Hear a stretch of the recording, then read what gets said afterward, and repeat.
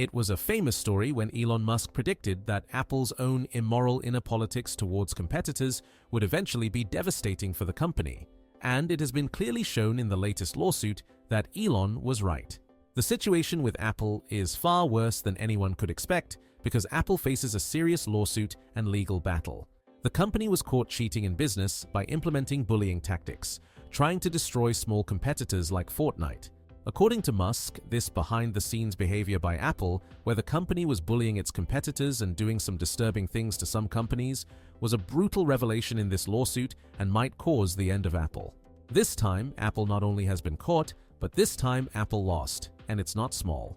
The company is tarnishing the respectable name that the tech giant acquired over the years. As a result of this lawsuit, Apple will pay a giant fine.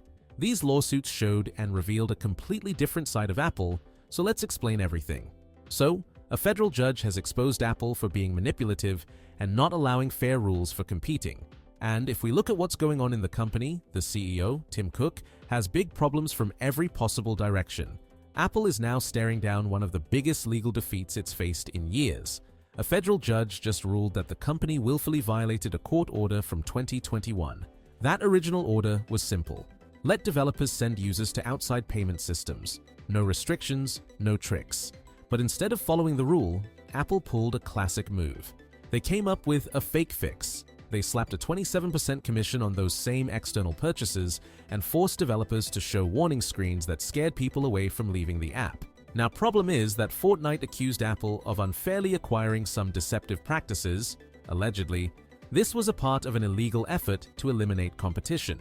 This lawsuit aims to restore competition, potentially lowering Apple's control and creating a fairer environment for developers, content creators, and small businesses.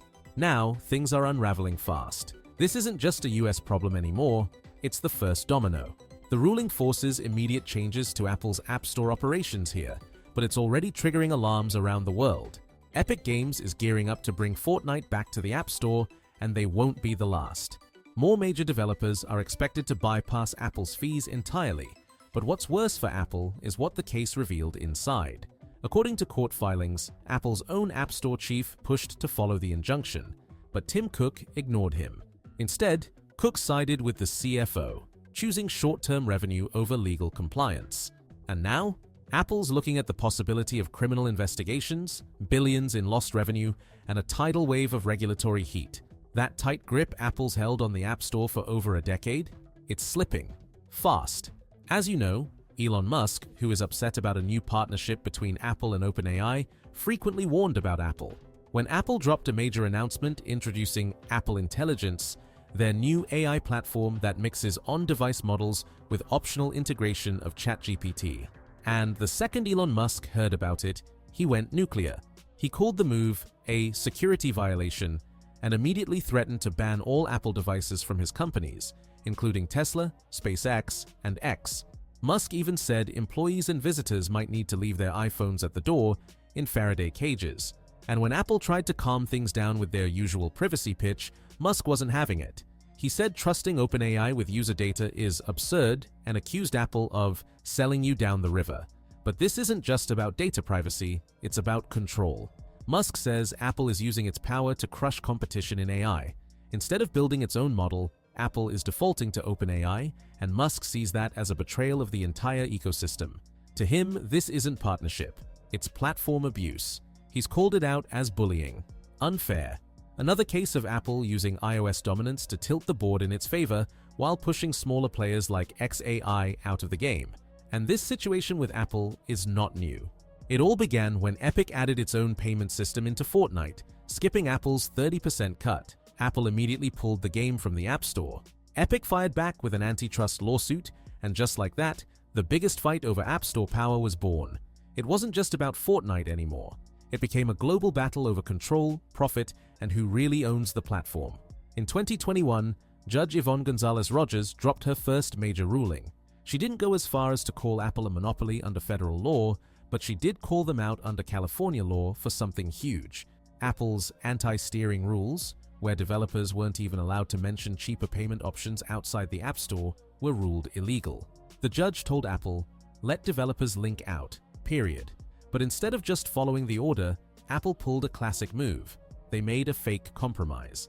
Yeah, they allowed links, but only if developers accepted a 27% cut and forced users through warning screens designed to scare them away from clicking. It was a loophole dressed up as compliance, and everyone saw right through it. Then came April 30th, 2025. The judge was done playing games. She ruled that Apple had willfully violated the original injunction and referred the company for possible criminal contempt. This time, the ruling was clear.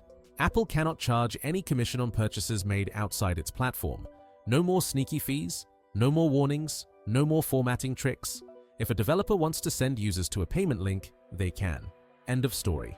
The judge even wrote, Apple thought this court would tolerate such insubordination was a gross miscalculation. And Epic's CEO, Tim Sweeney, he announced Fortnite's return to the US App Store and offered Apple a full truce. Drop these policies globally, and Epic will walk away from every lawsuit. And Apple's not just under fire in the US. In Europe, regulators fined them €500 million in early 2025 for pulling the same anti-steering tricks.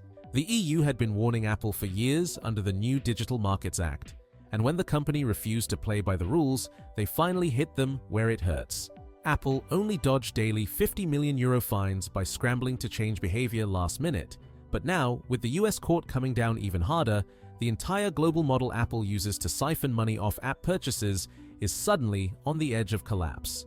And financially, this isn't a small hit.